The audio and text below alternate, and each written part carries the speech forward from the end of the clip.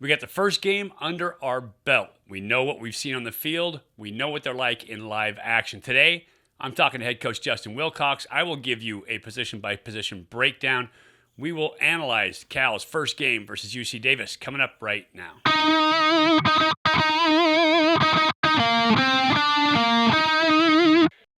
Hey everybody, welcome to Ultimate Insider, Bear Insiders podcast. I am Mike Pulaski, Hall of Fame quarterback for the University of California, Berkeley. Today, we are going to review the UC Davis game just this past weekend. A lot of interest in what this Cal team was going to look like. Only 3 returning starters on offense, new faces all across the board, transfers coming in, high-level recruits coming in.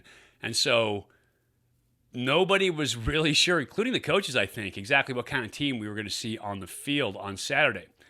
And so early on, as part of the radio broadcast, we were talking down and breaking down teams and talking about what we expected to see. And I wasn't exactly sure. I knew that we had talent across the board. But how many times you hear about teams where you have potential and talent and tools, and they never quite reach them? So game one, we have an idea of what we're going to be looking at for a product this year on the field for the Bears. And like we thought early on, I thought the receivers group was pretty talented. They've got some speed. They've got some skills. They can run some routes. They can get open. They can do some things in the air. So we saw some good things. I'll talk about that in a little bit. I thought new recruits, Jaden Ott, looked fantastic. We'll talk about him in a little bit. We've got linebacking core. Looked pretty solid overall. There was one huge breakdown. I will break it down with Coach, and then I will show you film of it later on. And then a new quarterback in Jack Plummer. And so we'll talk about him as well. But I think overall, if we look at the whole picture, we have a better sense of what we're going to see out of this Cal team this year. We by no means have an idea of what this finished product is going to be like. But you can see the guys that you thought would have talent, would have potential, and they are showing up on the field. And so a couple of those guys, let's start at the quarterback position. Jack Plummer, huge transfer out of Purdue, came in this year, obviously replacing 4-year starter in Chase Garbers. And a lot of high hopes pinned on that quarterback position. Obviously, I'm biased, but there is a great tradition of quarterbacks at Cal, going back to Joe Cap and Steve Bartkowski and Joe Roth and Rich Campbell, Troy Taylor. I mean, we can go down the list of guys all the way through Aaron Rodgers, of course, Jared Goff, of course. And so, coming into the system as a quarterback, you've got to be up to par, especially for those of us that played the position. And so Jack Plummer had all the tools. I talked about it in spring. I talked about him in fall camp in our offensive preview. If you haven't seen it, it's also here on the channel. But he has all the tools to make the NFL throws. He has every throw. He can throw from different slots. He has nice footwork. I said it several times on radio broadcast this weekend. He's sneaky athletic as well. So for a guy that's 6'5", he also moves very well. Had a nice little hand down in the game. Hand down and spin where he picked up a first down. And so he is athletic enough that he will remain a passer first and throw the ball if at all possible, but then can get out of trouble and can move the sticks with his legs if he needs to. In terms of throwing the ball, first quarter was a little rough. There was one blitz pressure, which we will look at, that didn't get picked up, and I'm pretty sure that's on the quarterback. Pretty sure that was on Jack. You have to see it. You have to throw the ball hot. You have to get it out of your hands. And so that was some of that early rust. When you come in, everybody talks about the quarterback who's totally ice and totally cool, and that's fine. But every quarterback who plays the game has nerves beforehand. It's what makes the position so great. It's what makes the game so great, is that you have those nerves. You have kind of that intensity, little angst, little tension in your body, and as you're going into battle. And that's what, as a quarterback, you need to learn to master. And so early on, Jack Plummer had a lot to prove. He's the transfer guy. He's the big name. He's the new quarterback. He's trying to lead his new team. And so there was some of that on his shoulders. That first quarter was about as rough as it can be. -1 yard at the end of the first quarter of total offense. And he had an interception. And it was an interception that wasn't 100% his fault, but it was a bad ball that he threw to Jeremiah Hunter on the backside, who ended up coughing it up, and then it got picked off. And so he was largely to blame for that one. He came back and rebounded from that, steadied the ship, and started to perform. There's a play I will show you later on, and I'll talk to Coach about this as well, where I could see him as a quarterback go, okay, this is it. Now it's time to perform under pressure, where he stepped up and avoided pressure and then still remained a passer and a very poised passer at that. And so I'll show you that film in just a little bit. But that's where I said, okay, this guy can operate. He's an operator in the pocket. I love the way he's working. I love the fact that he's got that composure. And so I think overall, Jack Plummer, 25 of, I think, 36 on the game, about 66, 67% passing, 240-something yards, 3 touchdowns. So a good day to kick off, that 1 interception, obviously on the day, early in the first quarter. And if you take it that most of those completions and almost all of those yards, because we were -1 at the first quarter, were in 3 quarters of football, it's a good day. And so Jack Plummer, I thought it was a good debut for him. I thought it was great to see him shake off adversity first thing in his first start at Cal. And so I think very promising in terms of what the future holds for him. That receiver position, we knew we had talent. We knew the Bears had speed. We knew that there were guys that could flat out get it done out there. We just needed to see it happen in live games. I think Jeremiah Hunter obviously proved last year, 26 catches, that he could play the position at this level.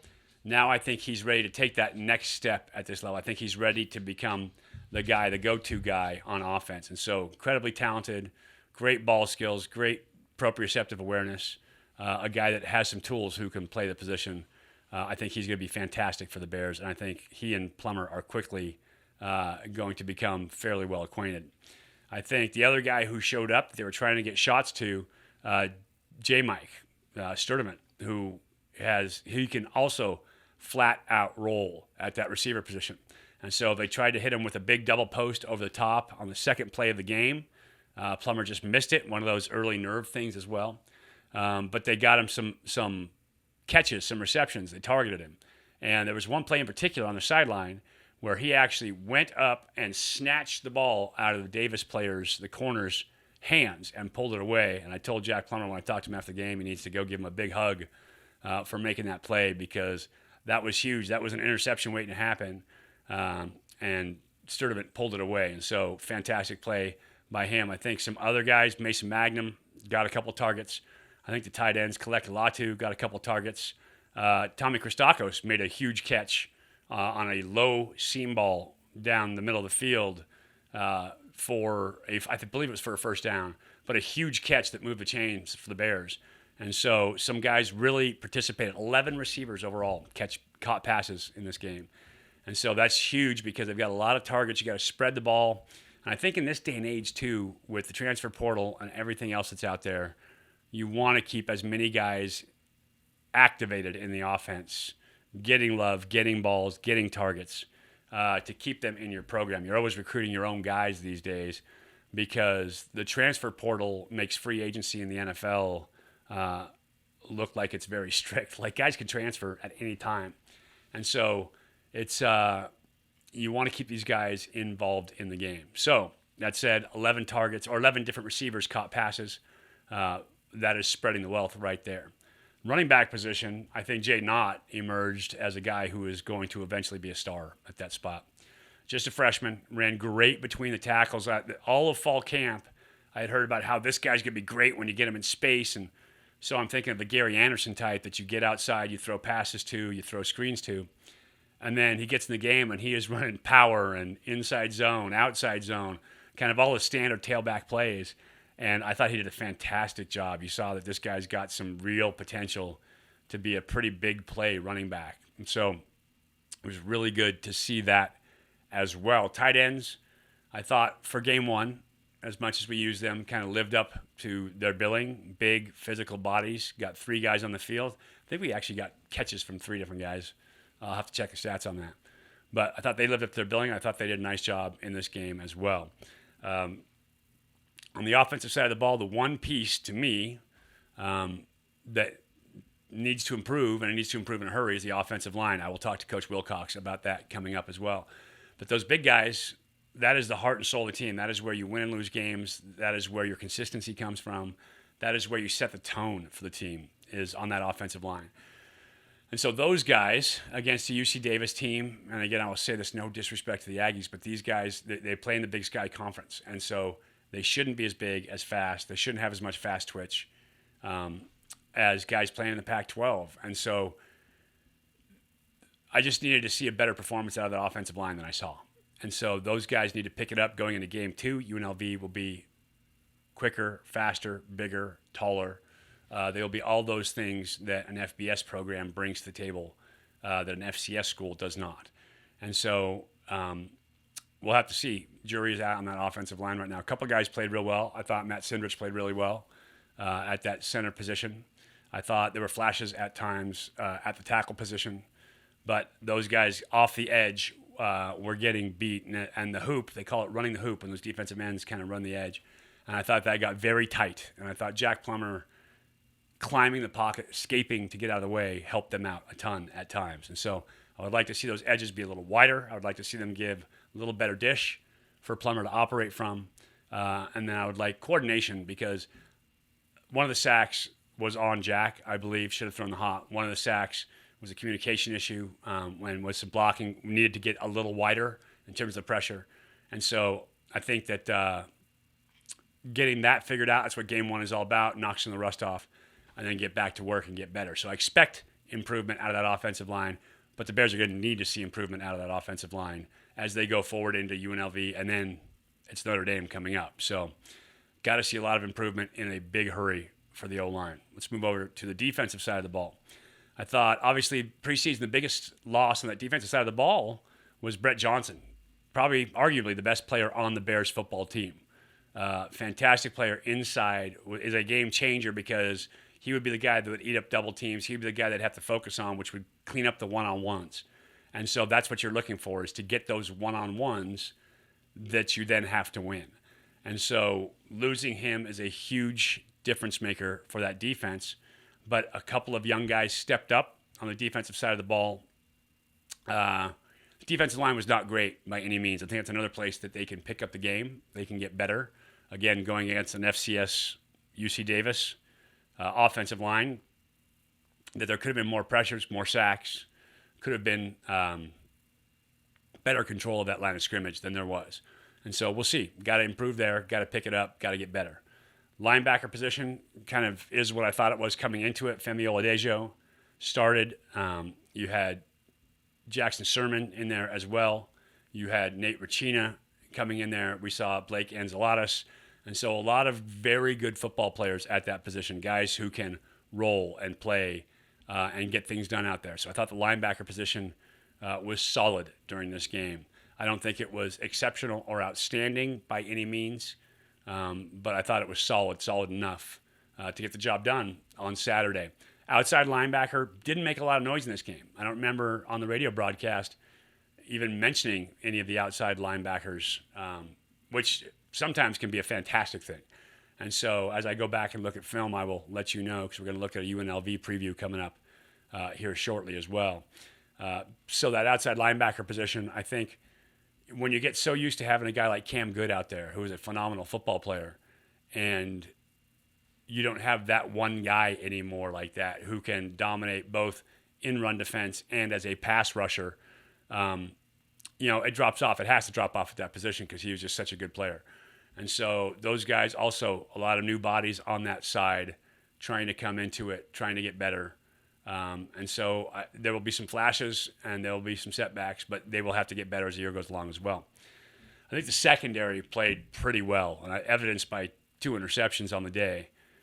Daniel Scott, who is a guy coming in, I thought would be a leader, a guy who I thought would be one of the highest performers on that defense, showed up again, very instinctive player, good leadership on the field, so I thought he had a fantastic game as well.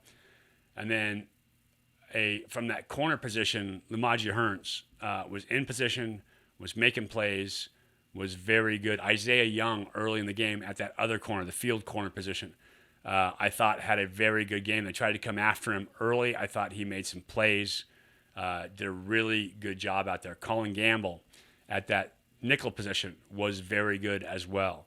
And so I thought he played a very pivotal position in that nickel. This is a guy that has to be on his game all the time. There's a ton of nickel these days in college football. And so if Colin Gamble's not playing well, if that nickel position isn't playing well, then you're going to be in trouble. And so I thought Colin Gamble played extremely well at that nickel position. I don't remember any blown assignments off the top of my head. Again, I will review the film this week coming up. But I thought he played well. He showed up a couple times making big plays. Two guys that I really want to single out, two guys that got the interceptions. Craig Woodson probably should have had 2 interceptions on the day. He dropped the first one playing that safety position, reading inside out, playing hook to curl, got underneath a curl throw and dropped the first one. And probably would have been a house call on that one too. The second time he got an opportunity, he was not going to let it pass. First time was to his left. Second time going to the right on that west sideline heading from north to south. And he got the call a second time and took it to the hut. So that was good to see. His speed, by the way, on that return was pretty evident, just running away from everybody out there. So pretty talented football player out there. And I thought he made a fantastic play there. The other corner that I really want to single out is Jeremiah Irby, the freshman. Had 5 interceptions during camp and came out in this game and made a phenomenally athletic play where he was covering a seam route coming up from a bunch formation. He saw the quarterback throw to a wheel route behind him. He spun, located the receiver, flew to get in a position, located the ball. I will break that one down here for you in a second. But so I want to point him out. I'll talk more about Irby with Coach coming up here. But a lot of good young talent on this team, a lot of guys stepping up that we need to step up. And so promising. Day 1, game 1, UC Davis. So that's my breakdown. But I'm not in on every huddle call. I'm not in on every coaching decision. I'm not in on all the play calls on offense either. So to break it down even further, and probably better, here's Coach. Joining me now, head coach Justin Wilcox. And in the follow-up to the UC Davis game, Coach, just give me your general impression of your team. We talked about seeing them under live bullets. Live bullets were flying on Saturday. What'd you think? Well, really liked how the guys kind of hung in there after a poor start. I mean, the game probably couldn't have started too much worse. You know, we really didn't get any rhythm. We had a couple sacks and then an interception the first 7 plays on offense, and then gave up a couple third downs and I think a 4th down there. And they got a score, which is a credit to them. And then we settled down after that and kind of got into a much better rhythm. You know, a lot of new faces playing significant snaps, but we expect those guys to play well. And there were moments, some good individual efforts and some good unit efforts, but overall, there's just a lot of improvement to be made. Yeah, later on in the game, we'll talk about the quarterback first, since that's my side of the ball. And later on in the game, Jack Plummer, to me, settled in, and I said, okay, that's your dude. But early on, he looked like he wasn't quite there, right? So it's early, rust, getting back into the feel of things, maybe some anxiety, a little bit of nerves, as any first game can do to you. But that early pressure off the edge, to me on film, that looked like that was on him. And as a quarterback, you tunnel vision. Talk to me about that play and talk to me about his performance in that first quarter. Yeah, I think it's a combination. In the first couple series, he probably could have done a better job on the first one, stepping up into the pocket. And the second one is a progression deal, and then the interception is a combination. Maybe not his best ball. He's thrown that that out in his sleep, it seems like, and completed it all camp, and it was a little behind. I think it was Jeremiah, and then the ball got tipped up. Jeremiah probably catches it most of the time, and it happened. And so after that, seemed to really settle down. I like Jack's demeanor on the sideline. He is a steady character. He wasn't flustered. He wasn't, kicking the bench. He just stayed with it. And I think the offense responded to that as well. Yeah, it struck me. I saw him kind of grow a lot at that position, or at least get comfortable in that position in the game. Later on in the game, there was some edge pressure. He steps up. You have ends up being a climb route by tight end. Shallow turns into a climb route, and a flat by a back to the outside. And I watched him climb into the pocket, find that flat defender who was 2-on-1, and look him onto the flat. No panic whatsoever, right? He just got forced in the pocket. Zero panic. He looks him down onto the flat defender and then throws the climb route for a big gain down the sideline. To me, right there, I went, okay, now you've got your dude. He's showing the composure, no stress, no anxiety, and he's operating at the position. Did that send a message to you at that point? Yeah, I think there was that play was really well played by Jack. And it was Monroe actually who runs the shallow, and then he wheeled it up the sideline, and there was a flat defender, just like you said, that was getting high load, and he kind of stared at him and then ripped it to Monroe and put it right on him for an explosive play. And that was a heck of a throw. He had a couple really good ones throughout the day. I think if you ask Jack, he didn't throw the ball up to his standard, even though he did have some really good ones. I think just the composure throughout the game, and he's played before, but even there's, stepping into the pocket, even getting out of trouble a couple times, throwing the ball away. The scramble for a first down was a phenomenal play. So I think you saw some flashes there, and I have full confidence Jack's just going to keep getting better and better. Yeah, I mean, we didn't even see close to the ceiling in this game. Just having seen him in practice, knowing what he can do, kind of watching him operate, we saw some flashes, but I think the ceiling is way higher for Jack Plummer. I think he's going to be pretty good.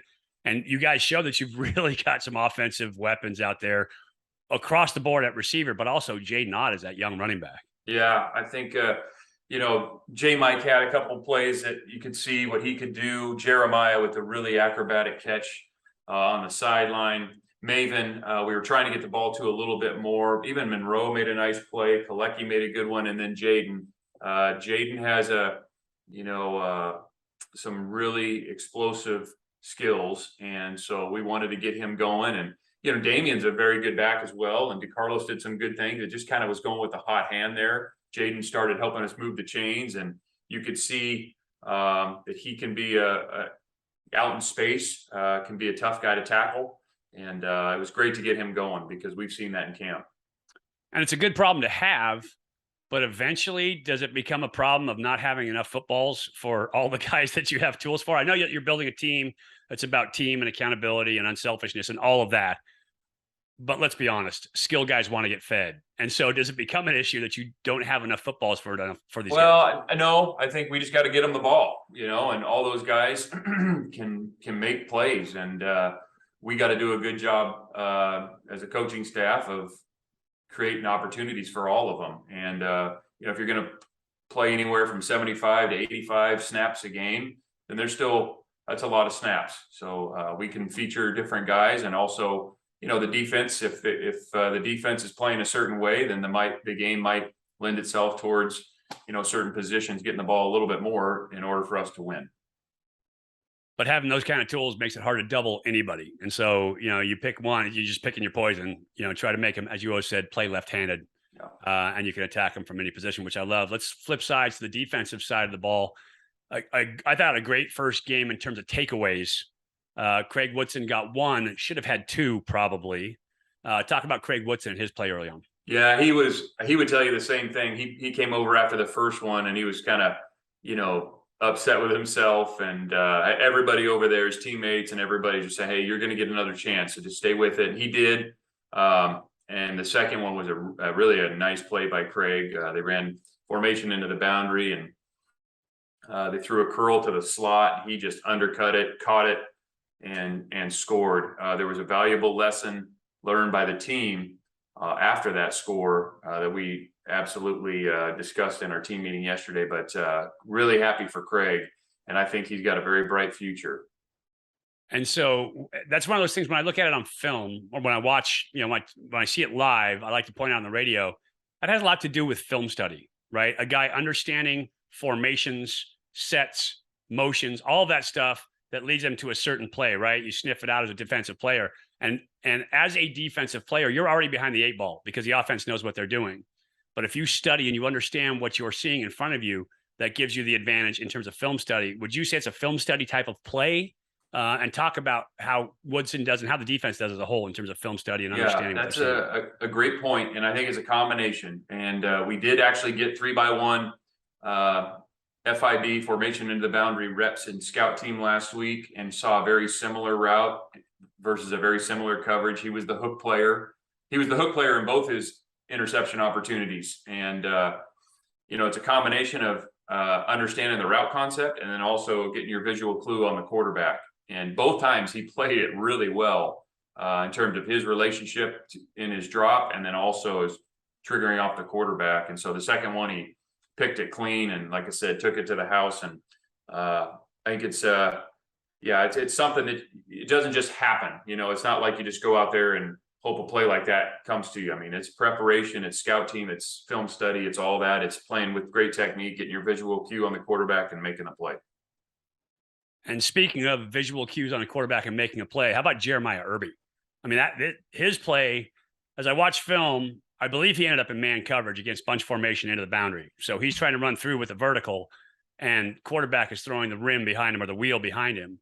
And he comes off his route and comes back and makes that play. I mean, it was athletically, it was a fantastic play. Yeah, we were actually in 3 deep, and they ran a concept a little bit similar to the one Monroe caught for us, where it's a delayed under and then wheel it up the sideline, and they high-low the flat defender. We didn't match it up quite right, and he is a third defender, so he does have visual cue on the quarterback. He squeezed it. He squeezed the number 1 pretty tight, but when he saw the ball let go, he whipped his eyes around. It was a speed turn, and he whipped his eyes around, went right to the man on the sideline, and just glanced up at the last second. But for him to do that, to whip that quick, to track the man, and then the last second make the play on the ball and get his foot in was a very, very impressive play, no doubt. And I think that's the part that people at home don't see and recognize. He turned and found the man.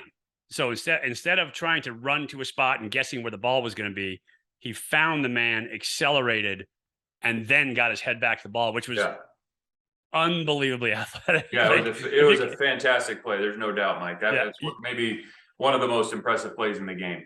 Yeah, and unless you have tried something like that as an athlete, you have no concept of how athletic that was. Then to have the ball skills, like to snatch that thing out of the air, just to make the play would be great. But the pick was phenomenal. So, hats off to him.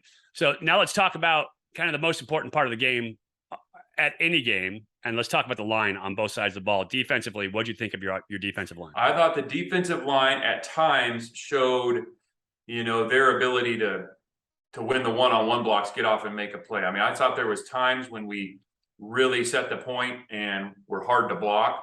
I thought there was a couple really nice plays. They ran a shovel pass, and Ricky Correa, came off a one-on-one and made a play down the line on a shovel, which was really impressive.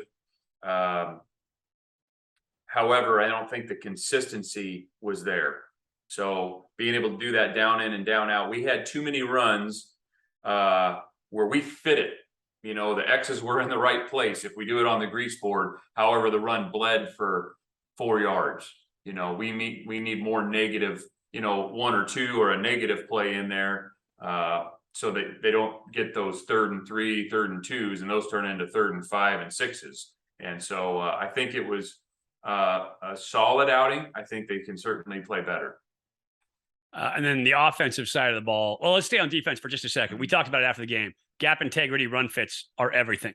Mm-hmm. At one point, they swap a tight end, and you guys lose gap integrity on the backside. They double the tackle out of the hole, and you end up with the corner really trying to play the C gap, who's going up against a guard, and that is not a good match for you guys.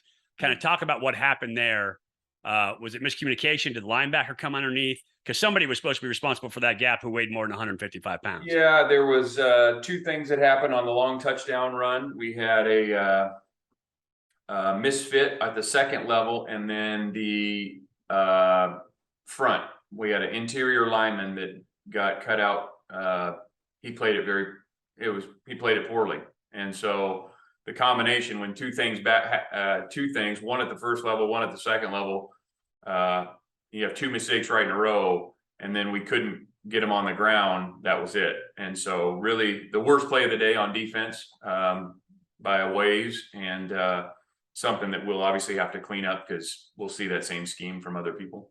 Oh, without a doubt. And something like that just shows up because all of a sudden you've got a corner trying to play a run fit, and it's pretty tough when he's taking on a 300 plus pounder from the offensive line. Talk to me about the offensive line. We saw kind of an inability to run the ball effectively early on, especially. And then I thought there were some edge pressures there. Tell me, give me your evaluation of the big boys up front on offense. I think we could be a lot better. I think our pad level was just okay. I thought there were some good individual efforts, but as a group, I think they would tell you that they would expect to play much better. Yeah, my concern is always, UC Davis is going to be good in the Big Sky this year, but they're not Notre Dame, right? And that game's coming up in So you have to be able to match up with some of the big nasties, those Midwest guys that are big beef and cheese eaters, right? Mhm. Absolutely. And, we're going to need to make a big jump from week 1 to week 2 and week 2 to week 3 and throughout the rest of the season. The effort was there. However, execution wise, I think we can be much better. And they would tell you the same thing. Got some scuff marks on the jerseys. And so, live bullets have flown. You've seen what you got kind of in front of you. Other guys are going to filter in, I'm sure. Names we didn't mention. Isaiah Young looked good. Scott looked really good out there. I think some guys showed up. We didn't get to. We'll get to them next time. Just give me a preview on UNLV real quick. Yeah, well, they scored 45 points in the first half of their first game. So they put up 45. They can obviously score the ball. Big quarterback who can throw it and run it. They got good skill position players defensively. It's going to look very familiar because it's a lot of similarities to what we do. Their defensive coordinator was here last year, Keith Hayward, and Mike Bruno, who coaches their linebackers. So the quick twitch will step up a notch, and we're going to need to be better. Well, Coach, appreciate you coming on. We will let you get back to the whiteboard and the film room and back to the practice field. Appreciate having you on. All right. Thanks, Mike. Go Bears.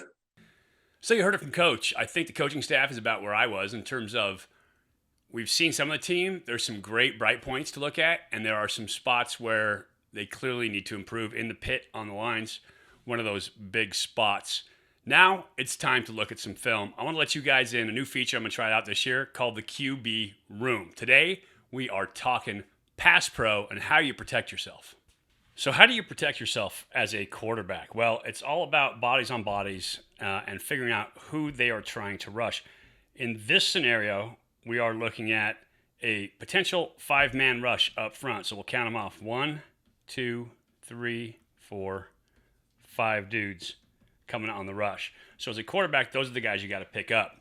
In this case, they're using what's called a man slide protection. You get one man side. This is the man side over here, and one zone side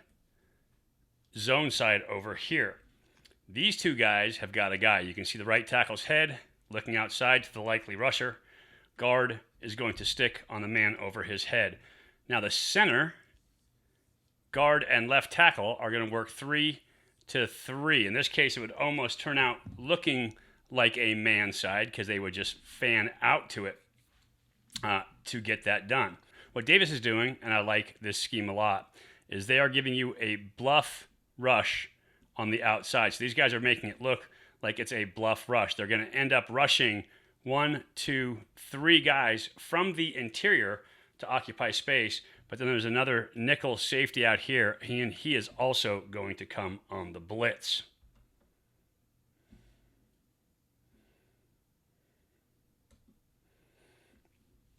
Now you can see it from the sideline cam. And what you've got is this secondary player is going to come in pressure. This would-be rusher is going to back out. You're going to get outside rush. These two guys are going to get consumed on those two, and this guard is going to get absorbed here. So the Bears are left with an extra man on the outside in protection and an extra man on the inside. What you can normally do with a tailback is you can give him a check. So if these 3 have those 3, then you would have your tailback check linebackers that you can't pick up. And so he would check 1 to 2. Or you can release him on what is called a scat route, meaning he has no pass blocking assignments, but he is your hot. So as a quarterback, you got to know that he's hot. If either one of these guys come, you've got to throw the ball hot. In this case, back releases scat, outside backer, nickel DB comes, but Jack Plummer is looking this direction. As a result, he doesn't see the hot, doesn't make the throw. Again, early in the first quarter when the offense was struggling. And so this is a quarterback kind of getting back into the groove of things, and we'll watch it right here. You see pressure coming from the field, 3-man rush inside. Plummer doesn't see it, and he ends up getting sacked. But if he were to throw hot, the running back out here in space one-on-one versus the linebacker dropping, I would give that a shot any day of the week.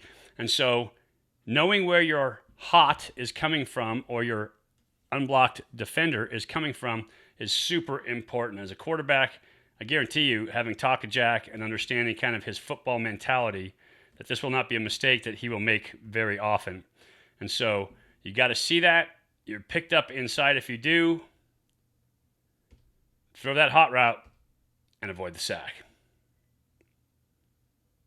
So as a quarterback, you have to be composed in the pocket. Early in the game, we were having a little bit of problem. Jack didn't see the entire field, missed his hot throw, the scat back out of the backfield.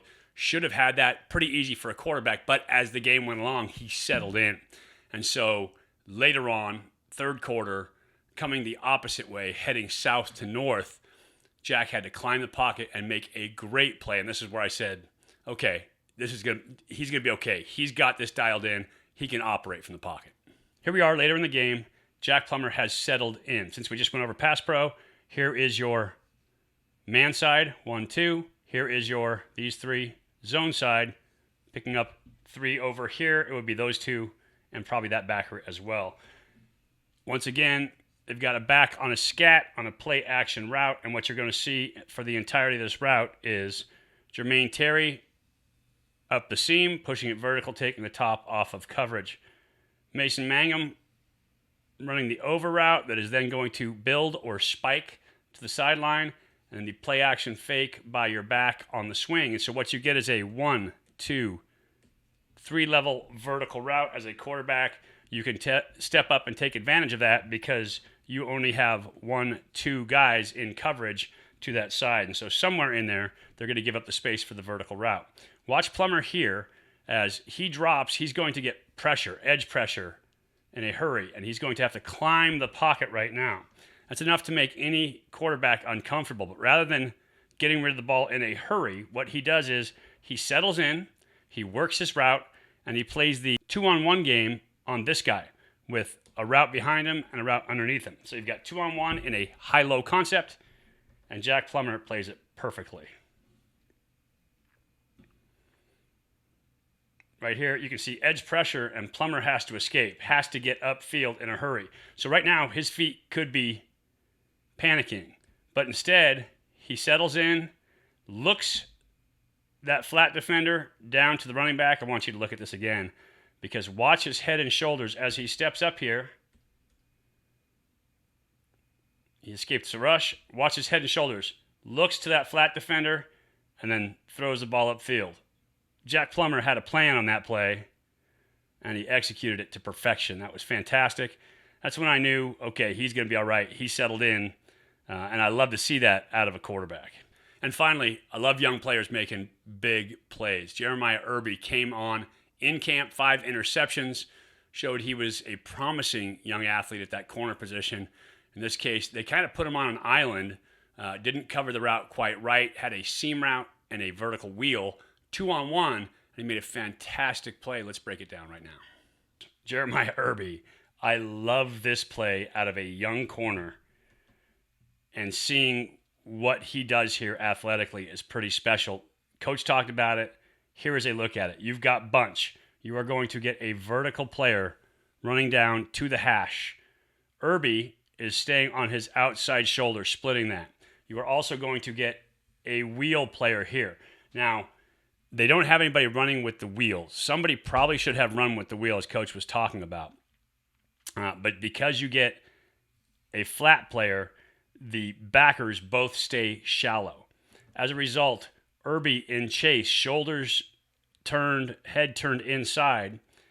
When the wheel comes down that sideline, he sees it, he spins or wheels himself, and rather than look for the ball, he looks right for the target, the receiver, sprints to it, and at the last second peeks the ball and makes a fantastic play. I cannot, again, explain to you how athletic this is for a young corner and how heads up this is. You can see him in chase. All of a sudden, ball's in the air. He finds the receiver and then makes the play. Let's watch that one more time in slow motion because it's such a fantastic play. As a quarterback, I'd have thrown this ball. I've been like, I got this, dude. He's done. And I'm sure the Davis quarterback is thinking that himself. He's like, look, corner bit, backers are up. I got him. Boom.